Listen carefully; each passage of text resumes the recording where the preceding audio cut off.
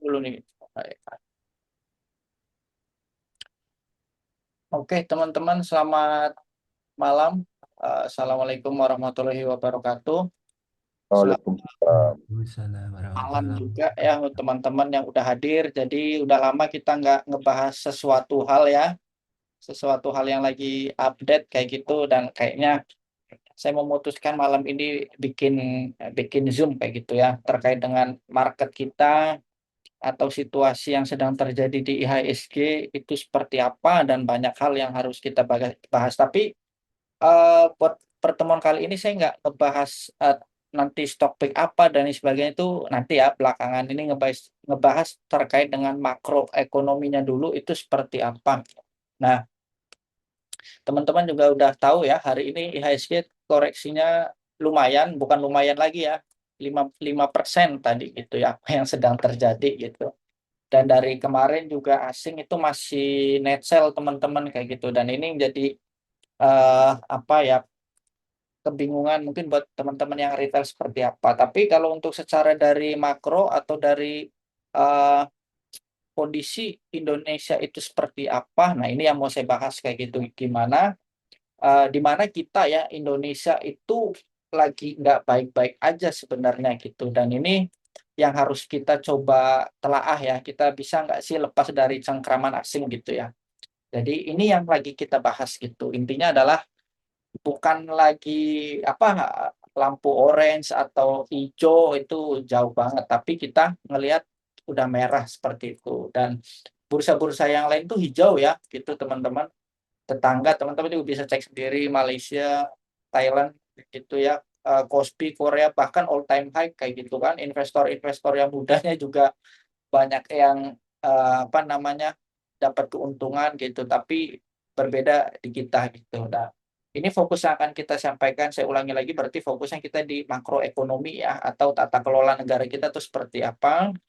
Dan basis datanya ini yang akan saya sampaikan adalah ya kurang lebih 17 variabel ya, krisis nanti resolusinya seperti apa. Seenggaknya ntar ketika marketnya bullish, teman-teman, pandangan yang saya sampaikan bisa jadi apa ya, insight lah kayak gitu. Jadi kita masuk nih ke pembahasan ya. Jadi ada tiga nih. Kita bisa lihat yang pertama adalah gejala di permukaan itu seperti apa kayak gitu kan. Kondisi realnya seperti apa. Ini udah masuk lampu kuning ke merah ya. Jadi dari kuning ke merah. Itu yang pertama. Yang kedua, diagnosis struktural ya.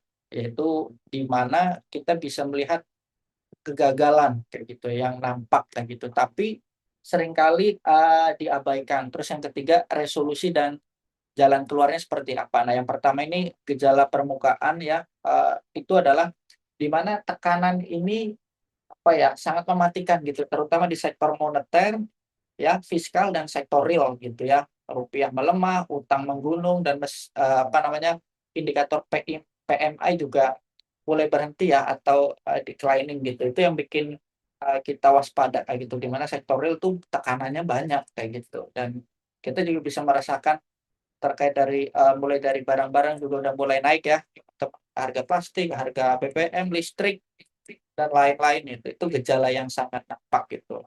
Nah, terus diagnosis atau yang strukturalnya seperti apa? Nah, ini akar kegagalannya, di mana krisis itu ini bukan terkait krisis yang terjadi secara alami kayak gitu ya, tapi melainkan karena ada kesalahan gitu ya, yaitu tata kelola negara gitu. Yang kita juga ini yang jadi problemnya adalah kita itu tunduk terhadap dominasi sistem asing. Itu ada lima, nanti saya coba kasih undang-undangnya ya, kenapa kita terdikte dan kita tidak tidak bisa lepas atau nggak mau lah bahasanya kayak gitu.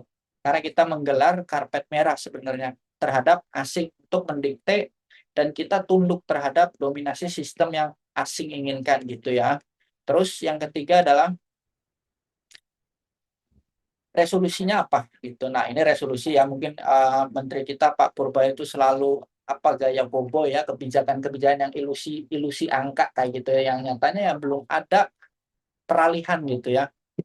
Kita sebutnya ekonomi hayalan lah kayak gitu ya. Ini juga beberapa informasi atau materi yang saya sampaikan juga dari beberapa ekonom kayak gitu ya, kritik-kritiknya gitu.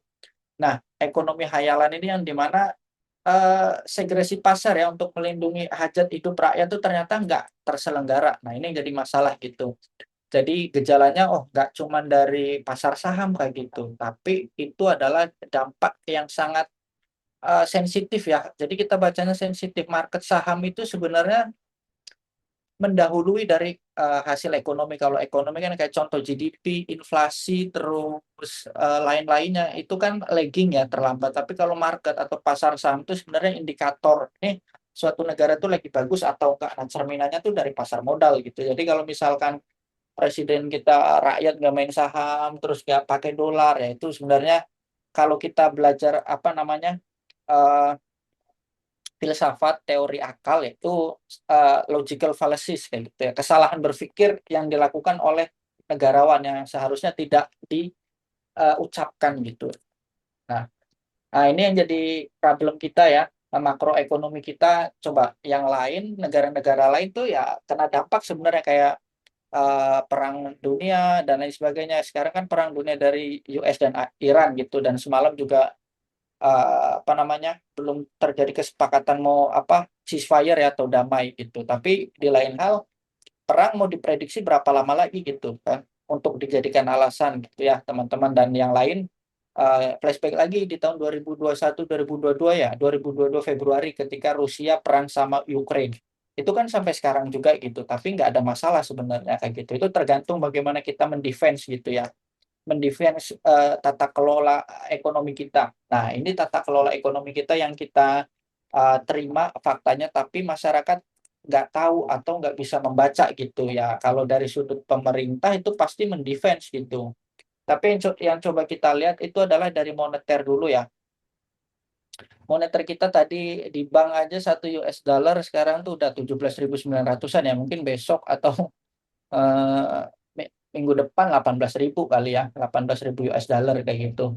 Dan ini teman-teman juga bisa lihat semua terkait dengan cadangan devisa kita yang anjlok ya, 2,1 miliar US dollar ya per bulan. Jadi 4 bulan berturut-turut, dan suku bunga acuan itu juga naik gitu. Naiknya juga tanpa alasan fundamental kayak gitu, hanya untuk memoles aja kayak gitu supaya kita kelihatan baik gitu. Tapi gejala akarnya adalah di mana tadi itu moneter. Terus dari sisi fiskalnya ya, sisi fiskalnya kita juga lihat kurang lebih 10.000 triliun ya atau 433,4 miliar US dollar gitu. Ini utang luar negeri kita ya, defisit APBN kita udah 2,92% dari PDB, dan ini alokasi anggaran produktif ini ditekannya tadi oleh beban atau kewajiban hutang. Nah, terus yang ketiga sektor real ini di mana PMI itu eh, sektor real itu menurun gitu ya dari 50,1 ke 49,1, berarti itu artinya nggak ekspansif. Jadi kalau PMI-nya tuh makin tinggi atau di atas median 50, 51, 55 seterusnya itu berarti ekonomi kita bagus gitu, lagi ekspansif. Nah, ini nggak, kebalikannya. Malah kita menunjukkan eh, penurunan ya ke 49,1, dan ini yang jadi tanda atau roda mesin produksi kita mulai berhenti gitu ya, mulai melambat. Nah, ini yang sangat realnya gitu. Nah, terus kita juga bisa lihat ya dari sektor real juga banyak tekanan atau mungkin masyarakat kita ya tercekik ya atau kesenjangan likuiditas gitu. Contoh gitu ada dua ya, dari modal tertahan yang dari perbankan sama dari tekanan fatal ya. Ini di sektor real gitu. Dari modal tertahan dulu deh yang dari perbankan itu undisbursed loan ya. Itu kurang lebih 2.500 triliun. Nah, ini kredit ini disetujui tapi nggak dicairkan. Nah, karena kebanyakan itu tadi dari pelaku usaha itu masih wait and see gitu. Jadi yang wait and see itu nggak cuma dari market saham doang, tapi para pengusaha yang real, dan itu tercermin dari hasil PMI yang menurun gitu. Jadi ketidakpastian harga, bahan baku impor yang melonjak, sedangkan kita semuanya impor kan gitu, impor apa impor apa impor apa gitu. Otomatis ketika dibebankan ke rakyat ya harganya naik kayak gitu, ditambah tekanan fatal di sektor real gitu ya. Kita non performing loan untuk UMKM itu di 4,61% gitu ya, itu besar sekali gitu dibandingkan dengan korporasi yang cuma 1,6% NPL gitu. Ini yang jadi masalah terhadap UMKM, mungkin pendapatan omset, terus juga pendapatan bersihnya juga turun ya, kayak gitu ya. Karena itu tadi terpukul kita punya masalah yang bertubi-tubi, ya di mana likuiditas kita juga makin seret gitu ya, dan itu juga yang ditambah dari tarikan likuiditas dari SRBI atau SBN, surat utang itu juga keluar dari market kita. Dan itu yang menandakan ya ekonomi kita yang lagi nggak baik-baik aja gitu. Nah, kenapa kita bahas ekonomi ya tadi gitu, supaya kita tahu gitu makro kita tuh seperti apa. Karena itu harus kita pahami untuk kita teknik entry dan exit-nya dari mana, tetap dari ekonomi gitu atau dari makro fundamental kita gitu. Kalau kita melawan pisau jatuh kayak kemarin gitu ya, kita sulit untuk cuan mau pakai teknik apa aja sulit karena likuiditas kering gitu kan. Partisipannya juga nggak ada gitu. Dominasi antara buyer dan seller malah lebih besar seller gitu. Dan ini yang jadi apa namanya, kita analisis kayak gitu ya, apa yang jadi perbedaan gitu, terutama di 2024 ya. Di pertemuan sebelumnya juga saya sering bahas kayak gitu. Apalagi terkait dengan apa? Cycle, banner cycle. Nah, ini coba kita tengok ya krisis yang terjadi di 9798 itu pas saya baru lahir. Terus ini krisis masa kini gitu ya. Sebenarnya sejarah kan bisa dibaca, bisa kita analisis gitu. Nggak perlu kita harus mengalami gitu, tapi ya pasti mengalami siklus kayak gitu ya. Ya kita hadapin aja lah gitu. Coba kita lihat dulu dari krisis 9798, apa yang terjadi adalah akar krisis politik tadi teman-teman ya, kejenuhan kekuasaan gitu ya, distrust publik yang berujung pada kejatuhan Orde Baru ya pada saat itu. Di masa kini adalah polarisasi demokrasi liberal di mana bangsa kita terbelah secara struktural. Ini akibat dari tadi Washington Consensus ternyata gitu yang memecah belah bangsa kita. Terus karakteristik dari utang swasta kita di saat 97 itu ada mismatch antara jatuh tempo dan nilai tukar gitu ya. Tapi beda dengan yang masa kini yang sedang kita hadapi, tertekan ekstrim oleh biaya impor ini ya, tertekan ekstrim oleh biaya impor bahan baku gitu. Terus di sektor real di tahun 9798 itu UMKM-nya kuat pada saat itu, makanya selamat-selamat aja yang jadi krisis dan lain sebagainya kan itu korporasi-korporasi besar gitu, tapi UMKM-nya pada saat itu aman gitu, dan itu yang jadi penyelamat ekonomi pada saat itu 9798. Kreditnya hanya macet terpusatnya di konglomerasi ya atau korporasi gitu. Tapi saat ini tadi yang sudah saya sampaikan, NPL UMKM justru malah yang paling besar gitu kan, 4,61%. Sementara tadi untuk korporasi besar itu cuma 1,4, 1,6. Itu kan berarti 3 kali lebih besar gitu. Sedangkan dominasi kita di Indonesia itu tulang punggung ekonomi 80% bisa dikatakan itu dari UMKM gitu. Jadi itu variabel yang kita juga bisa lihat kayak gitu ya. Kita pakai data, teman-teman juga bisa untuk strategi seperti apa kondisi sekarang kan kayak gitu. Dan ini juga bisa kita coba gitu, tengok penyakit-penyakit gejalanya seperti apa kan kayak gitu. Dan ini juga kita coba ngebahas terkait dengan beberapa sovereign wealth fund ya yang terjadi di beberapa negara.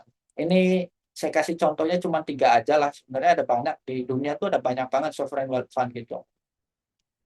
Nah, yang pertama ini Indonesia nih. Nah, masalahnya Indonesia apa? Nggak punya kan kayak gitu. Terus kita compare ada 3 ya fundamentalnya, Indonesia, Singapura, sama Malaysia gitu. Nah, prinsipnya adalah sovereign wealth fund itu kan sebenarnya menggunakan sisa uang ya, sisa uang pendapatan yang harus kita alokasikan kemana gitu. Nah, itu yang jadi masalah Indonesia tuh nggak punya gitu. Ibaratnya sama lah kayak keuangan kita pribadi atau keluarga, kalau misalkan kita ada uang sisa lebih, ini bingung mau dikemana, nah ini kita kelola untuk investasi gitu. Itu yang dilakukan Singapura dan Malaysia, tapi Indonesia beda gitu. Nah, terus yang kedua, tekanan impor ya atau hajat hidup terutama Indonesia ini dan antara itu fokusnya di mana? Tekanannya besar dan masif, bahan baku, pangan dan infrastruktur kayak gitu. Kalau Singapura aman, Malaysia juga aman ya. Singapura tadi Temasek, Malaysia itu khazanah. Terus Indonesia sendiri kapasitas fiskal jangka pendeknya tadi, ya jelas jangka pendek kita nggak ada gitu, tertekan karena kita tersedot untuk bayar hutang gitu ya. Singapura, Malaysia aman. Amannya kenapa? Ya tadi, karena yang digunakan tuh bukan uang uang panas gitu kan, uang sisa gitu ya, mau fiskal jangka pendek seperti apa ya aman-aman aja gitu. Nah, terus yang keempat neraca jasa gitu ya. Kita masih defisit berkelanjutan, sedangkan di Singapura dan Malaysia itu surplus gitu, ya aman gitu. Dan ini yang kita bandingkan rasio utang terhadap PDB kita dengan negara tetangga lah, nggak usah jauh-jauh. Sehingga fundamental ini menjadikan acuan untuk kita baca ekonomi kita bagus atau enggak, angka-angka itu apakah benar kayak gitu ya atau hanya ilusi. Dan ini yang pemerintah nggak bisa ucapkan gitu, atau kalau bisa kita pakai bahasa lain itu kebohongan publik gitu, kayak gitu ya. Kebohongan publik, datanya itu sebenarnya data bohong, staticalized kayak gitu. Nah, kalau secara struktural ini seperti ini, gambarannya ya teman-teman. Jadi akar kegagalan dari ekonomi atau fundamental Indonesia ya, ini ada 5 pilar ya kalau kita lihat teman-teman. Yang pertama ya, ini dari apa namanya, dari dasar dulu ya. Tadi gejala teknokratik ya, di mana eh, etalase kabinet itu nggak diisi oleh individu-individu yang punya meritokrasi tinggi, punya kemampuan, punya skill yang sesuai dengan kapasitas di bidangnya itu, tapi enggak gitu. Balikannya kan, semua menteri-menteri kita nggak ada yang jelas kayak gitu ya. Ada yang serangga ngurusin gizi kayak gitu, ada yang tentara ngurusin apa gitu kan. Malah ada lagi tentara mau jadi imam, mau jadi khotib. Nah, itu udah makin aneh aja kayak gitu. Itu nggak sesuai. Mending ya tentara atau polisi udah ngurusin keamanan, perang kayak gitu. Nggak usah ngurus-ngurusin yang aneh-aneh kayak gitu. Itu gejala teknokratik kita. Yang kedua, inflasi kita kayak gitu, yang memburuk, PMI kita anjlok, dan juga rupiah kita jatuh. Empat tekanan yang sangat fatal itu yang terjadi di, gampangnya yang terlihat jelas kayak gitu. Tapi di bawah itu atau secara ground level ya, itu satu, yang sistem kita itu masih tunduk ya pada ilusi sistem pasar bebas ya. Ini Washington Consensus, nanti teman-teman coba bisa baca juga kayak gitu. Washington Consensus itu isinya apa. Terus yang kedua, regulasi kita itu masih banyak, bukan banyak ya, apa ya, regulasi kita tuh menggelar karpet merah gitu untuk dominasi asing menguasai negara kita. Contohnya, kalau regulasi itu ada banyak banget nih ya. Regulasi teman-teman juga bisa lihat dari yang pertama adalah kita melihat dari undang-undang struktural ya, yaitu Undang-Undang Nomor 17 ya, tahun 2003 itu membahas terkait adanya keuangan. Terus yang kedua adalah poin-poinnya, bentar nih catatannya adalah yang pertama Undang-Undang Nomor 17 tahun 2003 ya, terkait tentang keuangan negara. Nah, ini yang menjadi pintu sangat lebar dominasi asing terhadap untuk menguasai negara kita. Terus yang kedua, Undang-Undang Nomor 24 tahun 99, bagaimana cadangan devisa lalu lintas nilai tukar itu diatur. Nah, diatur itu untuk sama mendikte negara kita. Terus juga ditambah Undang-Undang Nomor 25 tahun 2007, kayak gitu ya, mengenai penanaman modal. Terus Undang-Undang Nomor 38 tahun 2008 terkait dengan mata uang. Terus juga masih ada banyak lagi undang-undang anti diskriminasi, undang-undang cipta kerja, kesehatan, minerba kayak gitu ya, dan undang-undang tadi anti diskriminasi dan ras. Nah, itu yang jadi strukturalnya di regulasi yang cacat kayak gitu, yang bikin rusak pondasinya. Dan yang ketiga adalah standarisasi didikte oleh metrik institusi standar eksternal. Lah, contohnya apa Mas kayak gitu? Ya, yang sedang kita hadapi MSCI gitu ya, FTSE gitu ya, atau Moody's, perangkat rating yang apa namanya, mendikte kita kayak gitu. Sehingga akuntabilitas kita itu kita tunduk terhadap standar ukuran yang dibuat oleh tadi eksternal itu, oleh Moody's, oleh S&P, oleh MSCI, oleh FTSE kayak gitu. Sehingga kredibilitas kita, kepercayaan kita dikendalikan penuh kayak gitu. Yang jelas dikendalikan penuh oleh rating agensi asing dari Fitch, S&P, MSCI. Jadi untuk menjajah Indonesia, menjajah kita itu nggak butuh senjata api, cukup kendalikan ini teman-teman, kendalikan 5 pilar ini, ya udah Indonesia yang terjadi secara dari dulu sampai sekarang ya ini yang terjadi. Nah, masalahnya itu adalah para pejabat-pejabat kita Komisi 11 itu mau merubah atau enggak. Sebenarnya mereka tahu gitu. Ya tugasnya kan ada di mereka kayak gitu. Nah, tugas kita sebagai masyarakat ya tadi meningkatkan awareness gitu ya atau kesadaran sehingga kita tahu nih apa yang harus kita lakukan, masalah apa yang harus kita selesaikan kayak gitu ya. Dan ini yang jadi apa namanya? eh, tadi apa nih?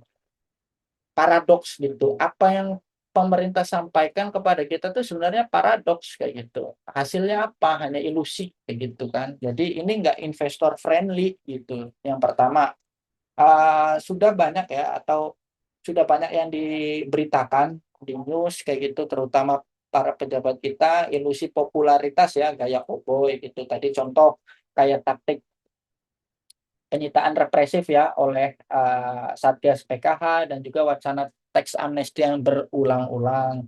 Terus juga penyitaan tadi apa namanya? Oh ya hasil. Ini taktiknya seperti itu tadi. Terus hasilnya tadi euforia penerimaan triliunan rupiah jangka pendek dan inilah pujian populis yang sebenarnya secara real itu nggak ada kayak gitu. Buktinya ya market kita masih dipukul berkali-kali sampai hari ini.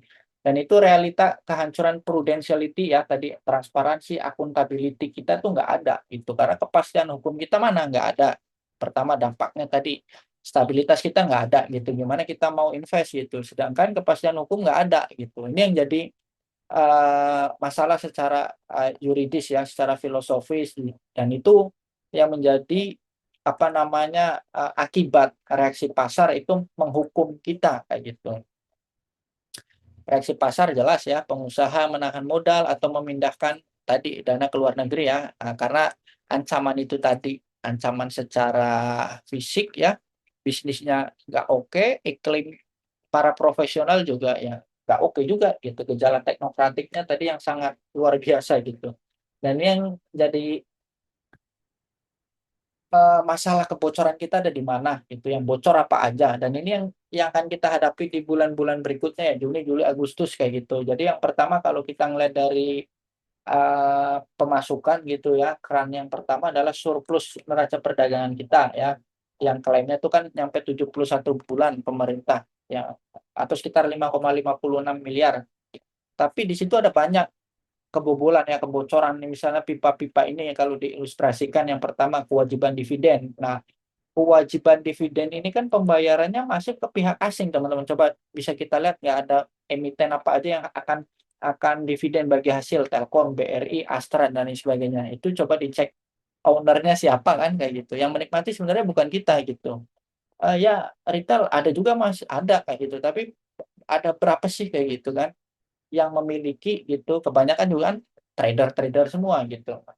Itu juga nggak apa ya, ya masih kalah gitu karena kita akan mengembalikan kewajiban dividen. Terus yang kedua masalah ini ya terkait dengan transfer pricing teman-teman, manipulasi para pengusaha ya, manipulasi secara legal lah, terutama ke multinasional, mengubah status pendapatan menjadi biaya. Untuk apa tadi? Menghindari pajak kayak gitu ya. Terus juga ini yang jadi masalah ya, masalah baru under invoicing yang terus malah bukannya membenahi caranya under invoicing itu malah bikin badan-badan baru itu malah bikin kacau lagi. Harusnya kan nih ini ada 4 pipa nih, harusnya kan yang under invoicing ditutup, terus yang strategik ditutup, yang kewajiban dividen nggak usah ditutup lah, kerannya dikecilin gitu. Tapi kan ini malah dibuka lagi apa pipa baru gitu, pipa yang 3, yang 4-nya aja masih bocor gitu. Dan itu nggak make sense kayak gitu kan teman-teman. Dan itu yang jadi problem di mana defisit neraca jasa kita ya jelas rusak kayak gitu. Minus 4,62 miliar kayak gitu. Secara tata kelola struktural ya udah rusak gitu. Apalagi program populis ya kayak tax amnesty ini nggak menyentuh kebocoran pipanya kayak gitu. Contohnya kayak gitu untuk pengeluaran-pengeluaran yang kita hadapi itu dan juga jebakan moneternya itu kita ada di lingkaran setan terhadap tekanan eksternal itu ya, ketergantungan kita terhadap eksternal gitu yang pertama ya. Nah, jangkarnya adalah ilusi ekonomi ya, ilusi ekonomi hayalan gitu, USD fantasy gitu. Dan kita bisa ngelihat teman-teman. Jadi menggantungkan rupiah pada mekanisme free floating terhadap USD. Padahal sejak 71 USD itu murni dicetak tanpa kolateral atau tanpa underlying aset. Nah, sebelum 1971 ke belakang itu ketika US dollar the Fed mau cetak duit itu harus ada underlying-nya yaitu emas dulu. Nah, tapi setelah era Presiden Nixon itu dicabut sehingga the Fed atau USD itu murni mau cetak modal dengkul sehingga itu yang terjadi hayalan gitu, inflasi atau nilai tukar kita terseret terus. Itu saya udah menghitung 30 tahun terakhir rupiah kita tuh terdepresiasi 90% lebih gitu. Kurang lebih per tahun tuh kita misalnya kita nyimpen uang gitu ya. Ternyata kalau kita mau konversi atau kita mau pergi ke luar negeri udah minus 9% gitu. Nah, sekarang coba ketika rupiah kita mengalami penurunan gitu ya, suku bunga kita diangkat gitu untuk menarik. Tapi ketika investor investor dikasih bunga 5,7 atau 6,75 tapi kan masih kalah kayak gitu. Ketika investor itu menukarkan uangnya terhadap USD kan minus 9%.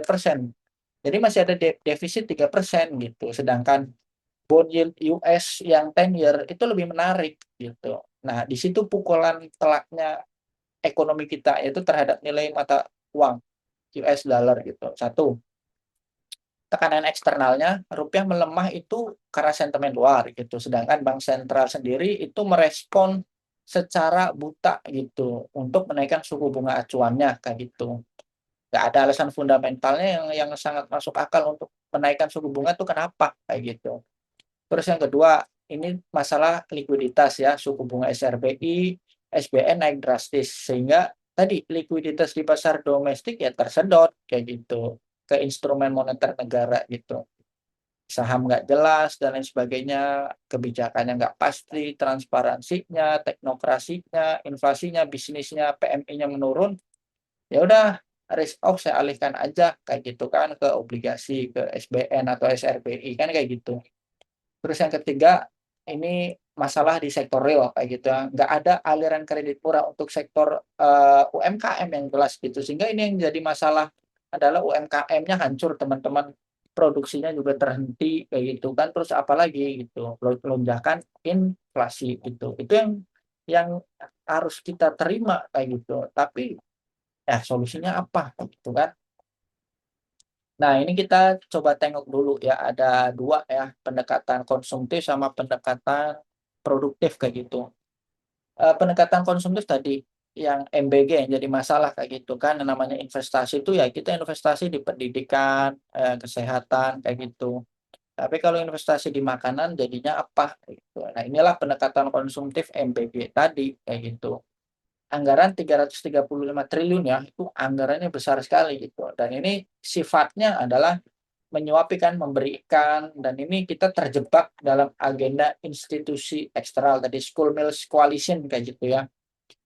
Ya dampaknya banyak kayak gitu. Siswa-siswa gitu kan, bahkan guru-guru juga sebenarnya males kayak gitu. Yang harusnya waktu 30 menit atau 1 jam jadi harusnya untuk kelas atau untuk ilmu jadi terseret kan siswa sama gurunya juga harus ngurusin MBG. Nah, itu problem dan dampak secara makronya ini ekonominya perputarannya kecil gitu ya dan ini yang jadi potensi masif dana bocor itu kembali untuk impor bahan pangan tadi gitu.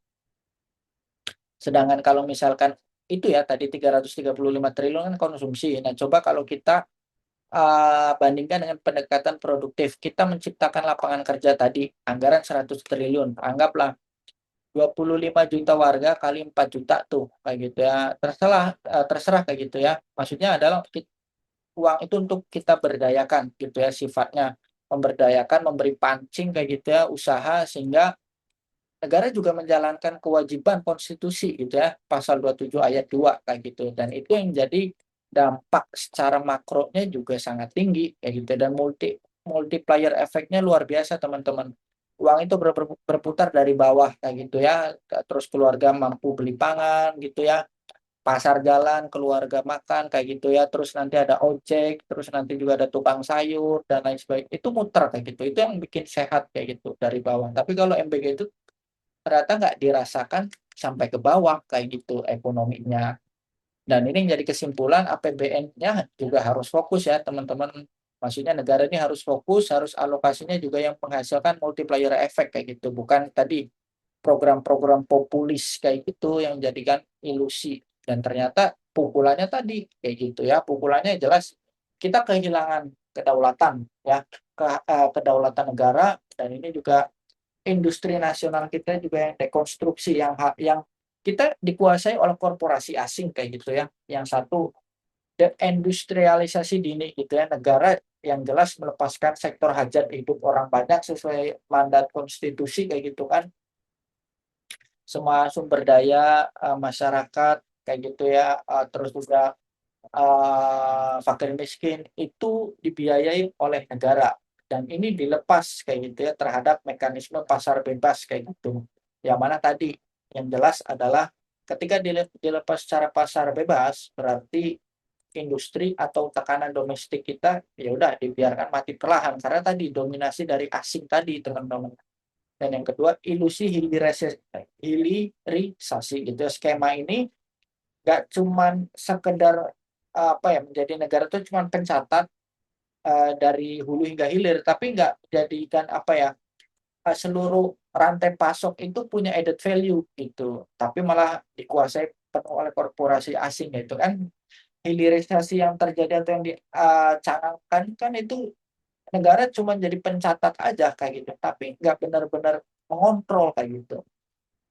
Terus yang ketiga, kekosongan desain energi kayak gitu. Beda nih contoh ya kayak Cina, Jepang, Korea itu punya, arsitektur akuisisi ya. Maksudnya kalau misalkan,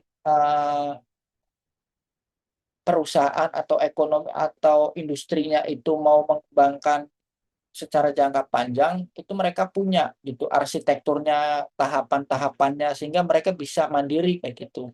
Nah, kalau kita enggak gitu, itu kekosongan yang terjadi gitu, sehingga resolusi ya, resolusi yang, kita berikanlah kayak gitu, itu ada apa kayak gitu. Satu, teman-teman, resolusi based approach, kita coba menyandarkan kembali ya nilai rupiah terhadap underlying aset. Kita kan punya kekayaan alam nasional dan itu bisa melepaskan diri dari tadi ilusi fiat money kayak gitu. Kan kita punya segala sumber daya alam tapi nggak diolah untuk menjadikan added value gitu. Yang kedua, produktif based approach ya, tadi resource, yang kedua produktif, yaitu meluncurkan reindustrialisasi massal ya yang dikomandoi tadi oleh negara gitu, nggak cuma pencatat tapi emang benar-benar negara yang menjadi komando kayak gitu. Mana yang mau masuk, mana yang mau kontrol, siapa aja pemain-pemainnya, itu negara fokus banget kayak itu. Karena negara yang punya hajat ya, hajat untuk mengelola atau memenuhi hajat hidup orang banyak, yaitu ya warganya, kita semua gitu. Terus yang ketiga, restrukturisasi mekanisme pasarnya seperti apa, kayak gitu kan. Ini segresi segresi yang sangat ketat kayak gitu ya, antara tata niaga barang publik dan barang komersial berdasarkan konstitusi itu nggak, mismatch gitu. Terus yang keempat adalah UMKM kita, kayak gitu ya. UMKM kita harus kita rebut kembali. Maksudnya adalah UMKM itu kita coba harusnya diberikan kemudahan kayak gitu, kemudahan untuk minjem kayak gitu. Ya gimana mau mulai kayak gitu. Baru mulai aja harus dimintain ada agunannya, ada apa, sedangkan UMKM itu baru mulai gitu kan, belum ada apa-apa kayak gitu. Seharusnya negara menyediakan kayak gitu, menyediakan pinjaman yang mudah kayak gitu terhadap UMKM, sehingga ini mendukung produktivitas terhadap sektor, tadi UMKM, dan ini yang akan jadi tulang punggung, ekonomi realnya kayak gitu. Dan yang kelima adalah tata kelola ini yang harus kita benahi gitu. Sadar terkait dengan tata kelola kita ya yang amburadul, yang banyak kebocoran, yang mana kita udah jelas banget kayak gitu. Yang dipermasalahkan kayak gitu ya, kepercayaan pasarnya itu seperti apa gitu. Ini yang harus kita, terima, dan harusnya masyarakat tuh harus tahu kayak gitu, dan harusnya ya tahu gitu. Mistrust ya atau, distrust terhadap negara, terhadap market ya tadi dari pertahanan moneternya, dari kredibilitas fiskalnya, dan juga cara komunikasi kebijakannya itu yang berubah-ubah, itu yang jadi masalah kayak gitu. Itu yang bikin bingung kayak gitu, gimana kita mau menarik asing, kita juga masih dicengkram oleh asing gitu. Jadi tadi kedaulatan kita udah hilang gitu, teman-teman. Nah, itu kan yang jadi paradoks kayak gitu. Nah, ini restrukturisasi coba kita untuk bisa melihat peran ya, intervensi negara itu harusnya seperti apa. Coba mekanismenya kita terhadap hajat itu hidup rakyat itu coba dikembalikan kembali kepada mandat konstitusi. Terus juga terkait dengan market ya, itu dikendalikan sama-sama kuasi publik lah, campuran gitu antara government dengan rakyat kayak gitu. Dan juga tadi yang commercial goods ya atau swasta itu kita kembalikan ke sini, berarti ke free market, hukum penawaran dan permintaan, sehingga ya nggak ada cekcok kayak gitu secara harga kayak gitu ya. Itu juga bisa diserahkan lah, diserahkan ke swasta gitu. Jadi krisis harga saat ini tuh tadi ya terjadi karena negara buta ya, dan menyerahkan seluruh barang publik ke mekanisme free market. Konstitusi mewajibkan ya itu harus mengelola hajat hidup orang banyak yang diletakkan dalam tadi fixed market ya, yang di bawah kendali negara seperti itu. Dan ini yang harus kita kembalikan lagi, negara kita, ekonomi kita menuju ekonomi berdikari kayak gitu ya.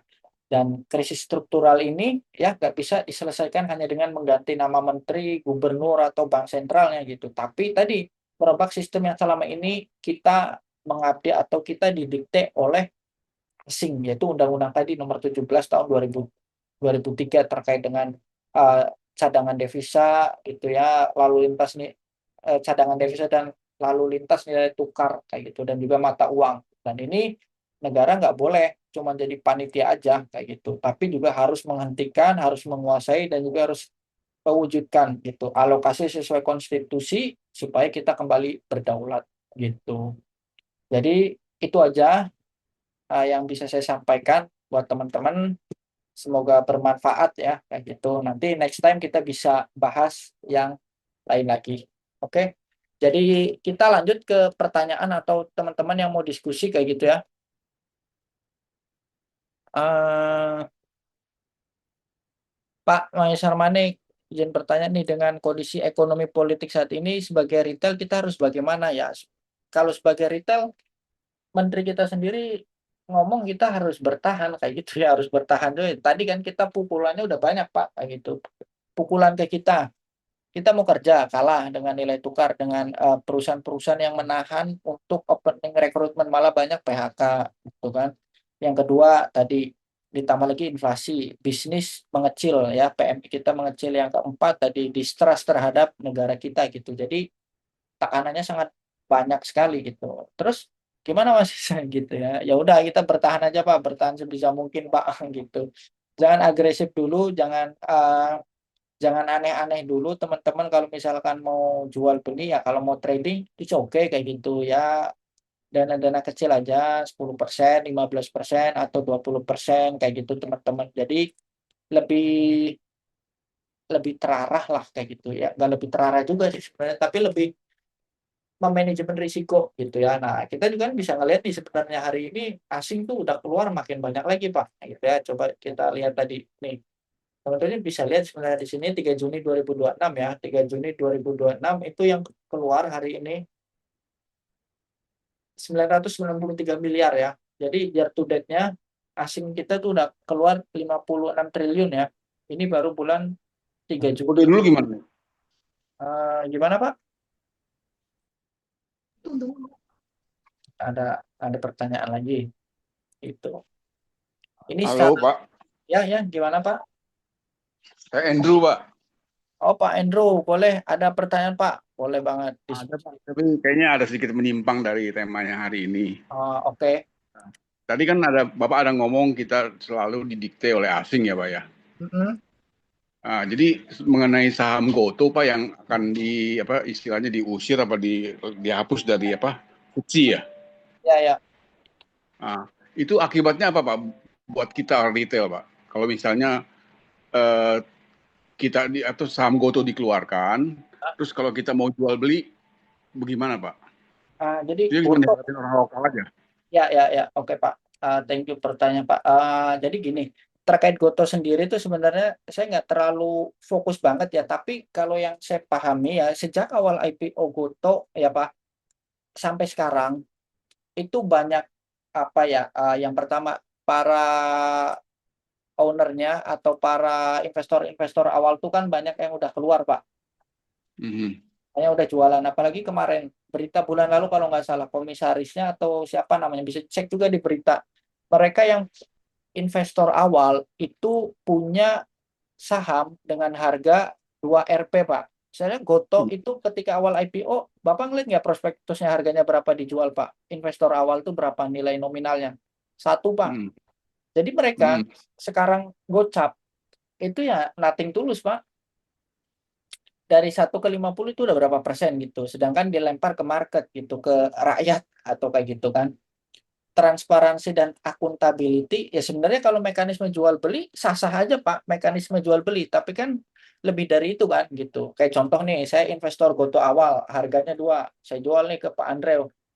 Eh, Pak di pasaran kan 50, saya nego ke 40, Bapak mau nggak? Ya saya udah bodo amat kan Pak kayak gitu. Ya udah nanti Bapak mau jual dari 40 ke 50 ke atau 49 ya no problem gitu. Tapi kan tadi hajat orang banyak itu nggak memahami hal-hal yang kayak gitu. Sehingga kayak masalah Goto, Goto sendiri punya Telkom kan gitu. Nah, Telkom itu punya siapa? Coba nih saya buka nih ya. Kita bedah dulu gitu. Goto mayoritas itu coba DPS yang baru deh. Karena Goto nih banyak juga teman-teman retail kita yang punya kayak gitu.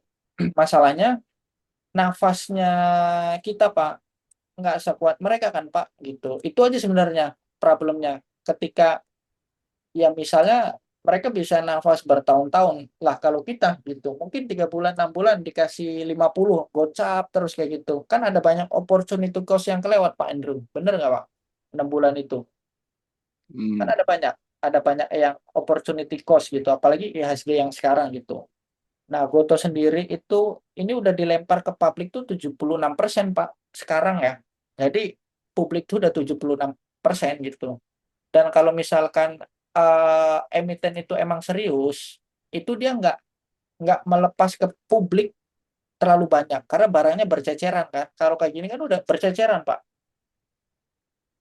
Benar nggak Pak? Kayak contoh deh, saya jadi bandar galon lah se-Jogja kayak Mhm. gitu. Punya saya semua 80%, nggak saya jual ke market. Harganya kan naik terus Pak. Karena masyarakat nggak bisa beli galon kan, kayak gitu. Ada di saya semua.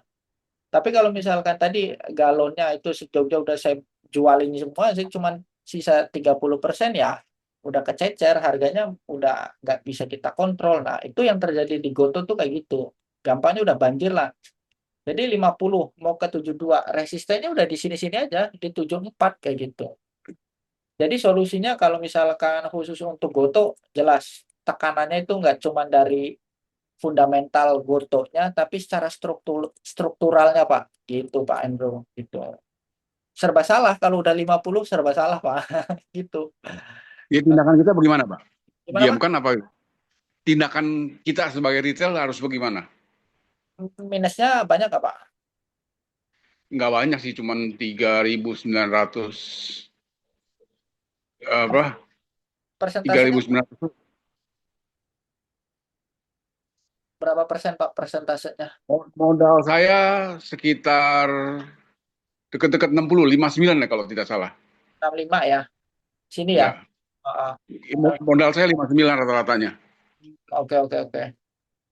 Nggak, kalau saya tuh soalnya begini Pak, saya dalam minggu ini ya sudah mencoba sebelum open Ya, market, saya masukin harga 50, nggak kesentuh-sentuh Pak, begitu dari pagi sampai sore. ya, karena nggak ada yang mau beli Pak, pada mau ngejual semua.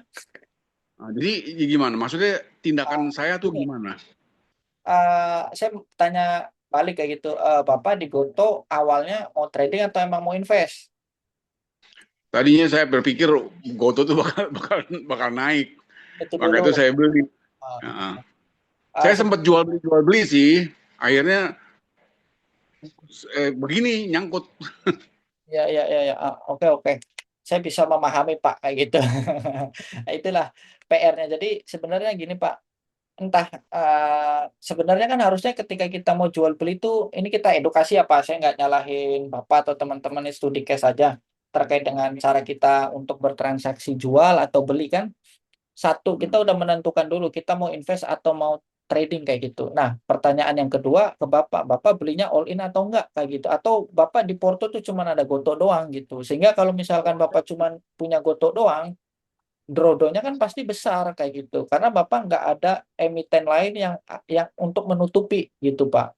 Nah, ini jadi harus ngebahas konstruksi portofolio gitu. Terus yang ketiga, kalau kita udah menentukan tadi mau trading atau mau invest gitu kan. Yang kedua, kita udah tahu nih alokasinya berapa yang dimasukkan. Contoh deh Pak, misalnya uangnya 100 juta, Bapak masukinnya cuma 5 juta, ya nothing tulus Pak, sabar aja ntar kita tambah lagi. Tapi beda kasus kan kalau misalkan 100 juta nih Bapak belinya 50% atau 100 juta, karena itu harus nanti beda lagi jawaban saya gitu. Jadi kalau misalkan risk tolerance kita mampunya berapa, ya udah itu nggak usah lama-lama lagi untuk kita pertahankan, cut loss saja udah diamputasi kayak gitu.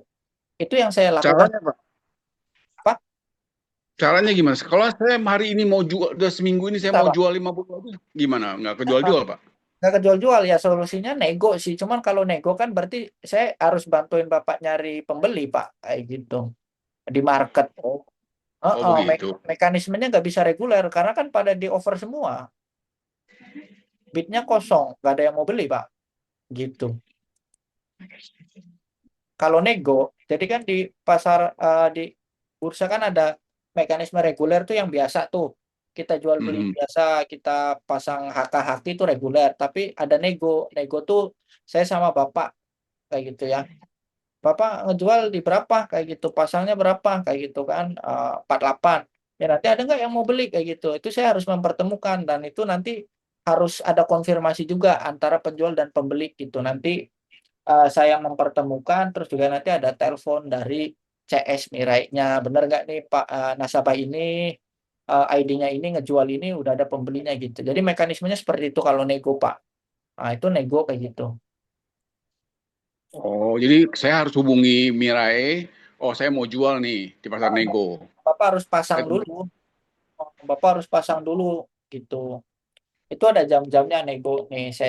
Saya buka ini jam pasar nego. Jadi ada tiga pasar reguler, pasar nego dan tunai kayak gitu. Kalau jam tunai, berapa nego Pak? kalau nego ini jamnya bentar ya. Ini nego nih jam perdagangan nego Pak. Jam 9 sampai jam 12. Sama sih Pak kayak gitu. Cuman nanti Bapak inputnya beda. Inputnya kayak gini. Goto titik NG gitu. Goto titik NG. Nah, Bapak pasang dulu di situ nih contoh nih. Bisa saya kelihatan ya. Nah, di sini kan kelihatan Pak nih Goto titik NG ini banyak Pak yang masang. Saya sebutin Bapak buka aja di aplikasi Goto titik NG. Nanti muncul. Nah, Oh, hmm. Oh nah gitu ini ya. Nah, ini di harga 47, 46, 45 itu yang mau jual, coba Bapak lihat ada 10 juta, 10 juta, 10 juta. Itu aja belum laku, Pak. Harga 47, 46, 45 yang mau jual, Pak. 10 juta lot, Pak. Berarti berapa, Pak? Tinggal dikali aja. Dan seterusnya. Ada yang 45, 44, 41, 41. Harga 41 itu 1 juta kayak gitu. Terus sampai harga harga 25 lah, 1000 gitu. 1000 lot tuh yang ada yang mau jual. Kalau mau nampungin juga nggak apa-apa 25 terus dijual lagi di 40 dan lain sebagainya itu sebenarnya strategi advance sih nego, jadi uh, kita harus berani kayak gitu. Tapi masalah yang keempat, marketnya kan sekarang lagi nggak baik-baik aja Pak Andrew, dari problem tadi yang udah saya jelaskan kan, itu masalahnya. Jadi pada pengen nge-sell semua gitu, agak susah Pak, bukan nggak bisa Pak, karena mereka pada pengen ngejual semua, nggak ada yang mau beli, itu masalahnya gitu. Bisa parah nggak Pak? Bisa jatuh sampai 2 rupiah gitu nggak Pak? Satu Goto rupiah. Ah. harus dilihat per bulannya Pak. Dia DPS-nya makin banyak apa enggak kayak gitu. Dia banyak, kalau misalnya makin dijual nih kan tadi publiknya tuh ada 76,6%. Nah, kalau misalkan makin banyak misalnya bulan depan nih 77, 78, 80, wah itu udah nggak jelas itu, udah susah Pak. Gitu, itu udah susah. Berarti udah nggak ada pengendalinya. Siapa yang mau ngendalin Pak? Di publik semua tercecer gitu, kecuali ada aksi korporasi ya kayak gitu, atau dibeli atau apa kayak gitu. Tapi kan sampai sekarang nggak ada. Atau contoh lagi kita mau compare deh, misalnya Goto Pak, advantage pointnya apa Pak kayak gitu sehingga Goto bisa menang Goto kayak gitu. bukan bukan manajemen mau buyback, Pak. Nah itu Tanggal rencananya Pak. 18 ini kalau tidak salah. Coba ya, Hah? buyback Goto. Saya saya kurang update juga Pak soalnya buyback Goto nih. Ada berapa juga yang dia mau buyback juga ini. Oh ini 12, 13 3,5 triliun ya. ya, 3,5 triliun betul. Tanggal 18 ya. 18. Ini transaksi Goto berapa coba?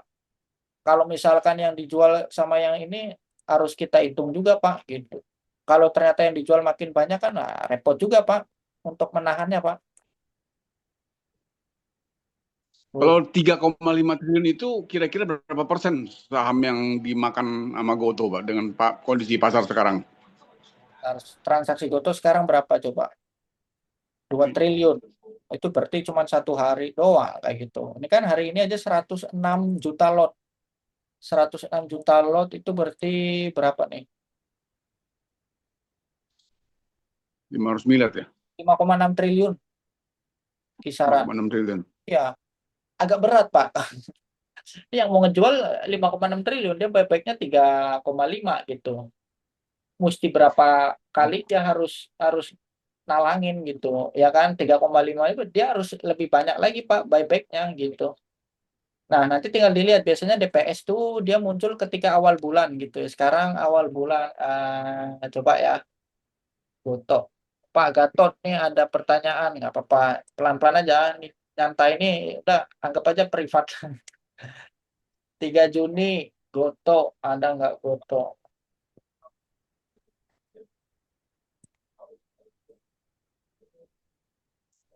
Belum rilis berarti nih. Nah, dia harus dilihat dia seperti apa. Kita lihat pakai aplikasi sebelah aja, pakai Stockbit yang sebelum-sebelumnya. Nah, PR-nya kayak gini kalau kita entah mau trading atau invest kita harus rajin-rajin baca begini, Pak. Pak agak PR, Pak. Hmm.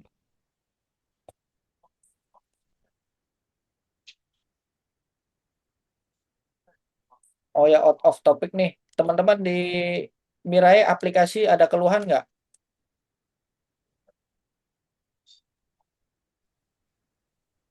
Yang Saya hanya suka, yang terakhir itu aja Mas Gus, tapi udah solve kan ya. yang mana Pak? Yang masalah waktu itu Pak? Iya, Oh, dikirim oh, tapi Hmm. nyangkut itu. ya, ya, ya. Itu soalnya banyak banget Pak. Apa namanya? Terkait dengan kayak PIN, password. Biasanya kita kan salah ketik atau apa udah 3 kali tadi harus di solve kayak gitu. Hmm. Harus bisa di manage account atau lewat tadi lewat M-Stock kayak gitu. Karena kalau misalkan dihajar terus, itu kan sistemnya ngebacanya ini ada ada keanehan gitu. Makanya ketika udah 3 kali harus nunggu 24 jam kan. Bukan yang itu loh Mas Gus, yang transaksinya diterima tapi sending terus. Oh, sending Itu aja terus. yang paling aneh. Itu kapan Pak? Kapan ya? Sudah sebulanan kok. Oh, Ya sebulan. alhamdulillah sudah gak kejadian lagi. Hanya sekali itu terus Mas Gus bantuin itu kan langsung Ya, langsung ya, ya. solve ke hari itu. Gak apa-apa kalau ada kayak gitu kasih tahu aja Pak biar saya laporin ke manajemen Pak. Gitu. Nah, ya Goto. Ini kelihatan nggak nih? Belum saya share screen ya.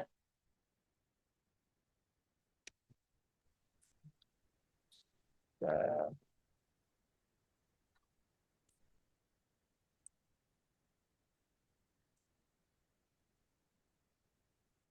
oh, udah kelihatan ya. Nah, di sini nih.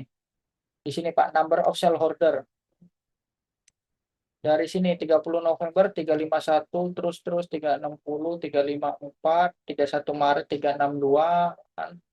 naik terus 30 April 360 ini berkurang kayak gitu. Nah, kita tunggu yang baru seperti apa kayak gitu. Karena di sini pengendalinya tuh cuman punya kecil-kecil doang nih, 6,7 miliar, si Hans 763 juta, Catherine Santoso 300 juta. Ini kecil-kecil nih. Ini si Monica nih cuman punya 66,9 juta kayak gitu. Andre Sulistyo 84 nih berapa nih maksudnya? Pengendalinya ini udah pada jualan semua nih si owner-ownernya kayak gitu. Sisa 6,73. Terus saham treasury-nya 39,2 billion kayak gitu. Nah, di sini banjirnya nih di masyarakat Pak. Kalau 3,5 triliun buyback, waduh. Ini aja yang di masyarakat 916 gitu. Coba cuman berapa persen Pak? Agak berat sih gitu Pak Andre, yang bisa kita baca ya kayak gitu. Gimana Pak? Jelasnya nih Pak Andre. Solusinya bertahan dulu kayak gitu. Ya kalau saya sih kalau misalkan marketnya udah balik arah nggak jelas, coba ini ada pertanyaan lagi itu ya udah cut loss sih kayak gitu. Daripada ribet 10% cut loss udah kayak gitu. Karena kita mau bertahan, kita mau lawan ya susah Pak. Belum ada respon Pak Andrew ya. Udah saya lanjut nih ke Pak Gatot Wahyudi. Outlook IHSG secara umum selama Juni 2006 terutama dengan banyak agenda yang berdampak terhadap IHSG secara historis. Mas, potensi turun lebih dalam atau masih mungkin sideways? Oke. Di area 6.000 5.800. Jadi Goto ini saya udah ada gambaran IHSG ya. Nah, tapi sebelum saya bahas Pak Gato terkait outlook IHSG, nah di sini nih saya dari Dow Jones dulu ya, dari Dow Jones. Coba dilihat nih Dow Jones dari bulan April sampai sekarang naik terus ya. Terus CAC Prancis ini naik terus juga. Ini Prancis ini sama kayak LQ45 lah. Terus ada DAX ini Jerman, sama lihat Pak teman-teman malah naik semua kan ya. Maksudnya alasan perang dunia ada alasan juga gitu. Nah, ini juga sama Hang Seng menguat juga sideways lah, tapi pertahanannya cukup oke kalau misalkan dari awal Januari 2006 ya. So far so good gitu. Terus SPX. Nah, ini juga nih yang hebat hebat nih SPX. SNP ya, SNP ini SNP. Coba SNP dari Maret sampai sekarang naiknya udah 18% gitu. Ini Jepang Nikkei 225. Jepang lihat all time high juga 68.000 ya. IHSG Sun lah ya. Kaya bareng begitu ya. Asal pemerintahnya cepat-cepat sadar lah kayak gini. Terus Kospi Jepang sama Korea Kospi ini sama nih. Nah, lihat all time high. Kemarin itu Jepang Korea itu di trading halt kebalikannya dari kita. Kita trading halt tuh merah, dia trading halt karena naik terus. Minggu kemarin beritanya teman-teman bisa cari juga. Nah, terus ini Rusia ya. Rusia biasalah. Rusia kayak gini dari tahun 2000 berapa nih Rusia? Sideways aja dari 2022 ya, awal perang sideways hitungannya termasuk kuat dan berdaulat lah kalau Rusia ini beda beda nggak bisa disamain. Terus ini Tel Aviv ya teman-teman, kalau lihat Tel Aviv ini ya Israel itu bursanya malah anomali dia dari 2020 sampai sekarang naiknya udah 300%. Ini Israel ya, tapi setelah dicari ternyata indeksnya Israel itu mayoritas itu kalau Indonesia kan mayoritas perbankan. Nah, Tel Aviv Israel itu mayoritas dia militer and aeronautics gitu. Jadi dia supplier senjata-senjata dan lain-lain gitu. Makanya indeksnya naik terus kayak gitu. Oke, kita lanjut ke London. London juga sama naik terus ya. Gitu. Ini Nasdaq sama, Nasdaq naik terus. Jadi Indonesia tadi masalahnya nggak usah bawa-bawa asing kayak gitu ya. Ternyata kita yang banyak kebocorannya gitu. Nah, sekarang baru ke pertanyaan Pak Gatot tadi outlook-nya seperti apa? Jadi outlook-nya kayak gini. Nah, ini udah saya buat ya kayak gitu. Ini saya ilangin dulu deh. Ini teorinya saya belum belum benar soalnya yang market cycle gitu. Nah, jadi di bulan ini teman-teman ya di bulan 2 2026 itu ada pertemuan namanya Jackson Hole ya, teman-teman. Jackson Hole 2026, di mana itu yang mempertemukan semua tokoh-tokoh penting. Jadi kalau pertanyaannya harus seperti apa, kita tunggu di 27-29 Agustus ya. Ini juga kemarin waktu saya ke Jakarta, acara Asosiasi Analis Teknikal, ada Mas Targema juga sama kayak gitu. Kalau ada rebound itu pun sesaat kayak gitu, tapi harusnya di bulan Juni Juli ke atas itu udah mulai market rebound lagi. Ya ternyata setelah saya diskusi-diskusi, tanya-tanya dan sebagainya, karena di 27-29 ini Agustus 2026 itu ada pertemuan Jackson Hole. Nanti teman-teman juga bisa baca sendiri, cari tahu sendiri, di mana pertemuan itu mempertemukan semua tokoh penting di dunia yang akan mengetahui atau merevisi atau mengagendakan di tahun selanjutnya itu seperti apa, ekonominya seperti apa, dan lain sebagainya, itu dibahas semua kayak gitu. Jadi kalau ngelihat nanti market seperti apa, terkait Indonesia juga sama, masih slow ya Pak Gatot dan teman-teman, dan kita masih menunggu di 22 Juni juga kan. 22 Juni itu nanti FTSE, terus di 11 Juni sampai Juli ya, itu ada World Cup gitu. Nah, setiap ada perhelatan World Cup, indeks-indeks itu mayoritas slow gitu. Pada lari ke itu ya, ke apa namanya? Ya kayaknya buat judi bola lah kayak gitu ya, bandar-bandar dunianya seperti itu. Jadi tekanannya seperti itu Pak Gatot. Nah, kalau saya sendiri sih ini ya, ini dari saya bukan dari influencer mana-mana. Kalau IHSG sendiri arahnya, kalau misalkan ini belum bertahan ya, ini kan kita di 5941 tuh, kita balik lagi ke Maret 2025 tahun lalu.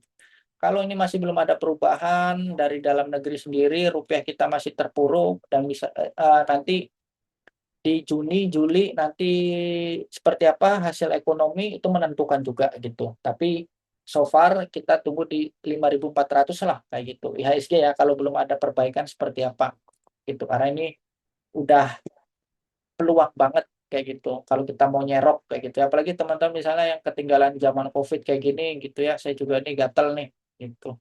Gatal dan sabar kita nantikan, semoga ya kita bisa panen bareng-bareng teman-teman kayak gitu. Ya, jadi jawabannya gitu Pak Gatot. Terus dari mana nih pertanyaannya?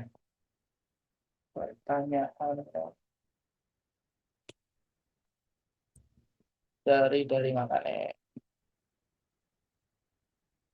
Atau udah tadi Pak Mangisa lagi, kalau mau nyaruh lebih aman untuk saham sektor apa ya Mas? Kalau sektor perbankan saham apa yang lebih secure? Wah, belum ada juga perbankan. Nanti kalau mau lebih aman tadi ya Pak Manik di bulan Agustusan biar nanti kelihatan. Karena sekarang belum ada kelihatan apa-apa. Ya kalaupun mau nyerok, Bapak harus mantengin di jam market gitu. Mantengin pergerakannya, jual belinya kayak gitu. Kalau untuk swing, untuk masuk secara masif itu belum belum bisa serok besar Pak gitu, belum secure.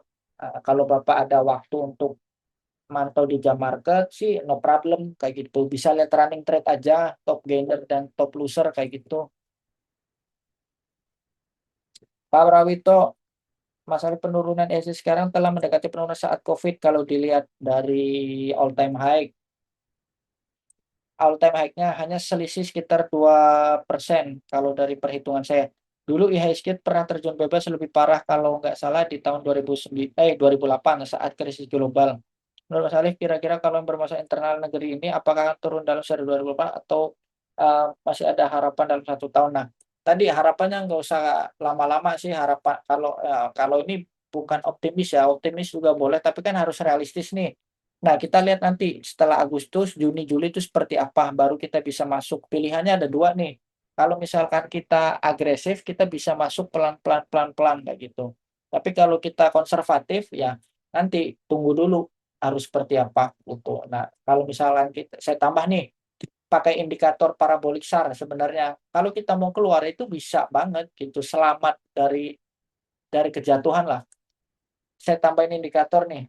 Jadi ini saya bahas pakai teknikal ya, jadi nggak perlu pakai sentimen apa-apa. Nah, teman-teman di sini bisa ngelihat kan, gitu di panah sini.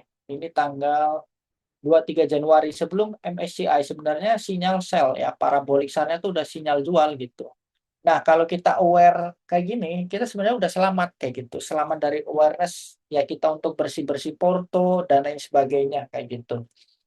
Dari sini udah selamat gitu. Tapi kalau yang enggak, ya dalam gitu. Parabolic SAR-nya tuh masih di atas semua gitu. Nah, kalau parabolic SAR-nya tuh masih di atas, itu berarti sinyal sell-nya tuh masih besar gitu. Nah, sama yang terjadi sekarang juga sama nih kan.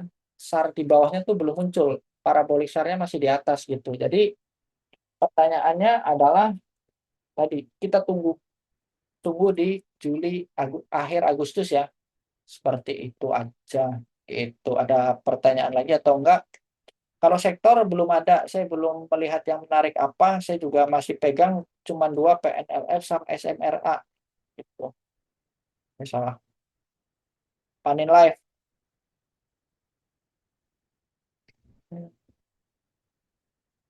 Nah, ini balik lagi juga ke sini masih minus nih. PNLF sama SMRA udah sih cuma pegang itu. Sisanya cash semua. Ini juga PNLF sama SMRA kecil doang ini Pak. Cuma 50 juta doang nih di sini. Ya, ya udah sisanya masih stay cash kayak gitu, nunggu serok-serok kayak gitu. Ya kalau apa namanya strategi yang lain ya teman-teman bisa di sini. Eh, kalau misalkan teman-teman masih punya cash ya, jadi di Mirai ada reksadana ya, saya jualan lah, jualan produk selain saham kayak gitu karena situasinya kayak gini, saya juga nggak berani rekom, bukan nggak berani rekom juga, saya juga nggak trading secara aktif, marketnya juga seperti itu. Nah, teman-teman bisa parkir ya, bahasanya parkir, idle money, atau mungkin yang udah di saham, bingung mau masuk apa atau mau beli apa, boleh parkir dulu aja di reksadana gitu ya. Reksadana pasar uang atau pendapatan tetap kayak gitu. Nanti teman-teman loginnya ya udah login seperti biasa aja kayak gitu, pakai akun Mirai kayak gitu. Ini bisa ya teman-teman di sini. Nah, ini akun Neohots ya, seperti apa?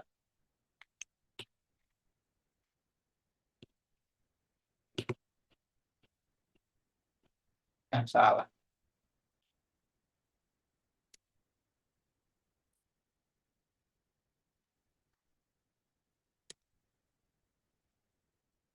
Bentar ya, salah. Saya bahas dulu. Jadi ada 4 ya, ada pasar uang, pendapatan tetap, campuran saham sama indeks gitu. Tapi untuk kondisi yang seperti ini, kita bisa alokasikan atau parkir sementara ya di reksadana pendapatan tetap. Nah, ini cocok ketika market yang lagi nggak jelas atau risk off kayak gitu. Itu tadi ya, ketika suku bunga naik, terus juga banyak investor-investor yang lari ke obligasi. Cuman kan kalau kita mau beli obligasi itu kan nggak bisa jual beli secara cepat kayak gitu kan. Nah, solusinya di reksadana kayak gitu. Nah, kalau kita lihat teman-teman bisa screening ya, boleh dari urutkan dari imbal hasil gitu ya. Ini ada top 4 ya, ada di Sukor, Korea, ya, Sukor, Kisi, Capital Asset sama Insight ya, Renewable Energy. Kalau dilihat sih sebenarnya screeningnya satu, ngelihat dari AUM-nya yang besar kayak gitu. Nah, terus yang kedua, eh, teman-teman MI-MI yang di Mirai itu nggak semuanya bisa masuk kayak gitu yang kerjasama karena di screening. Jadi di sini nggak banyak kayak toko-toko sebelah lah kayak gitu. Ini hanya beberapa aja yang tadi MI-nya bagus, terus juga settlement-nya juga cepat kayak gitu. Terus juga yang ketiga dana kelolaannya gitu. Kita coba lihat dulu ya yang satu di Sukor Aset nih. Total kelolanya 515 miliar ya, kinerja 1 tahun 9,78% gitu. Ini return per bulan kayak gitu ya, per bulannya minus-minus ya kalau dari kemarin, tapi 1 tahun terakhir segini gitu. Jadi minimal pembelian 100.000, nggak ada fee jual beli ya, nggak ada juga biaya pengalihan. Jadi kalau teman-teman mau jual beli, holding periodnya berapa lama itu masih untung karena nggak ada biaya pembelian dan penjualan gitu. Dan reksadana itu bukan objek pajak gitu. Kita lihat di sini fund fact sheet-nya. Nah, ditaruhnya di mana aja kayak gitu kan. Nah, ini bisa dilihat. Nah, daripada kita beli kan, kita beli obligasi ORI FR ini 7,54%, ya mending kita beli reksadananya aja. Kita mau jual beli kapan aja ya no problem. Kalau marketnya nanti udah membaik, baru kita alokasikan gitu.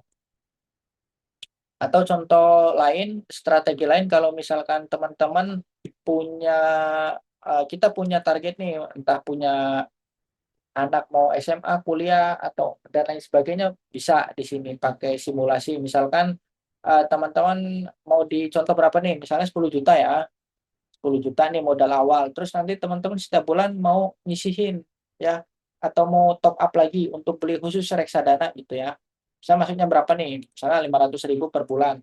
Nah, kita hitung. Nanti di tahun keberapa? Nah, di tahun 25 nih. Ntar rekomendasinya seperti ini.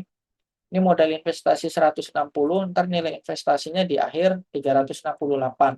Ya, entah nanti buat buat anak mau nikah, anak mau kuliah, SMA, dan lain sebagainya. Jadi sebagian dialihkan ke sini, Pak. Gitu sih.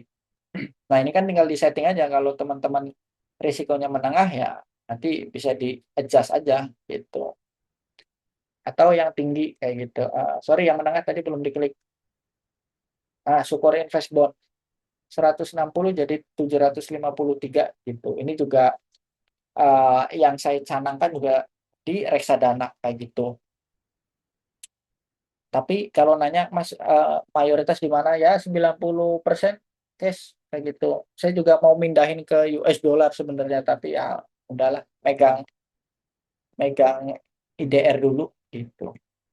Sama saya kasih nih USD IDR ya. USD ada pertanyaan lagi nggak nih? 2130 ntar kita close nih kalau teman-teman udah nggak ada ini. Kita pakai monthly aja ya.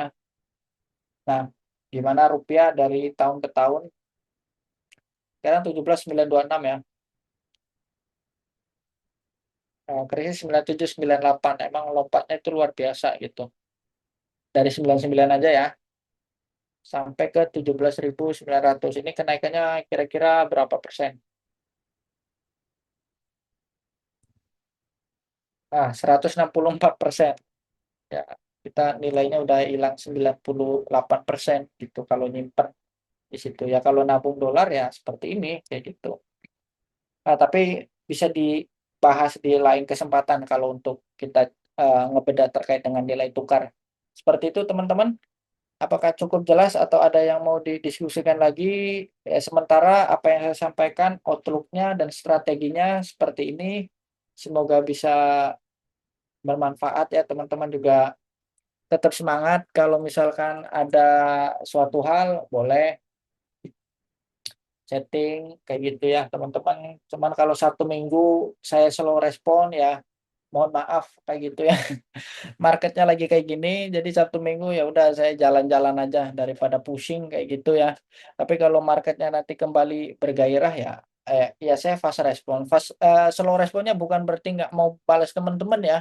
Karena kemarin banyak yang libur, kemarin kan banyak cuti 1 minggu itu ya saya balesin Senin kayak gitu. Karena ya tadi marketnya seperti ini gitu. Bukan saya nggak apa ya, saya butuh butuh fresh biar fresh pikirannya teman-teman gitu ya. Jadi harap dimaklumi seperti itu. Apakah ada ini cukup jelas teman-teman? Eh, yang lain ada pertanyaan nggak? Dari saya cukup Mas Gus, matur nuwun. Ya, Pak Gatot, makasih banyak. Pak Andrew, makasih banyak. Pak Mangisar Manik, ada Pak Muhammad Falki Yusuf, Pak Prawito, Pak Nur Hasim. Makasih banyak yang udah join. Boleh deh screenshot dulu deh. Makasih Pak. Sama-sama Pak. Bentar di screenshot dulu ya. Screenshot ini kayak gini. Oke, teman-teman, nanti kita jumpa lagi ya di nantilah kalau misalkan beberapa hari lagi ada yang menarik atau ada yang urgent, nanti ya saya bikin Zoom lagi kayak gitu. Untuk sementara seperti itu. Terima kasih banyak teman-teman yang udah join. Sekian dari saya. Assalamualaikum warahmatullahi wabarakatuh. Selamat Waalaikumsalam malam. warahmatullahi wabarakatuh. Salam, terima kasih Mas. Halo. Selamat